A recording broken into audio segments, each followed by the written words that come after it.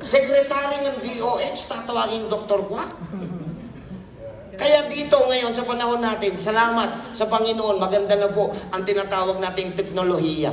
Nagkakaroon na po ng pagbukas ng isipan ng mga kapwa natin Pilipino para matuto tungkol dito. Yes. Kasi naniniwala ako, kung nung panahon ni Dr. Flavier, meron ng tinatawag na YouTube. Palagay ko sumikat siya ng gusto. Hindi lang basta sikat, hindi na siya tatawaging Dr. Quack. Siya na po ay penguin, kasi mukha naman biro lang. Kaibigan natin yan. Teacher ko yan. Okay, ano-ano ang mga modalities para po dito sa alternative medicine? Pakikita po natin. Ang una, naturopathy, yan po yung practice ng inyong lingkod. Ang naturopathy medicine, pagka meron akong term na ginagamit dyan Bakit naturopathy? On my own personal dictionary, may sarili akong dictionary, it is nature's path.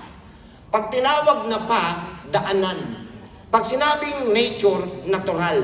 Yan ay natural na way ng katawan mo kung paano niya pagagalingin yan. Yun ang ibig sabihin. Pero dito, kaya ng sarili mong katawan na pagalingin siya yung kanyang sakit. Meron tayong, may binigay si Lord na sariling doktor inside our body. Ang pangalan po niya, immune system. Ang problema, walang pakialam ang mga kapwa ko Filipino sa immune system nila. Huwag kayong magagalit. Totoo yan.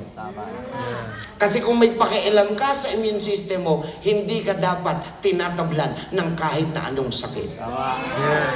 May maganda akong tanong sa inyo bago ko po ito ituloy.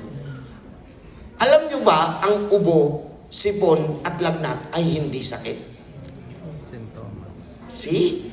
Ano yan? Yan po ay response ng immune system to protect you to have further infection.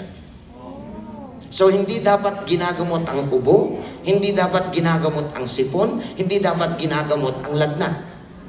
Bakit sinisipon? May pumasok na foreign substance sa katawan. So, ang sabi ng immune system, hoy, may magnanakaw. So, tumawag siya ng barangay. Sino yung barangay? Siya po yung sipon.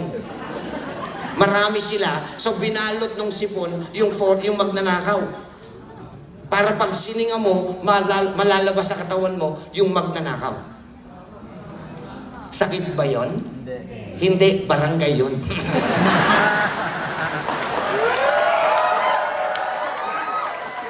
Tama? Bakit naman may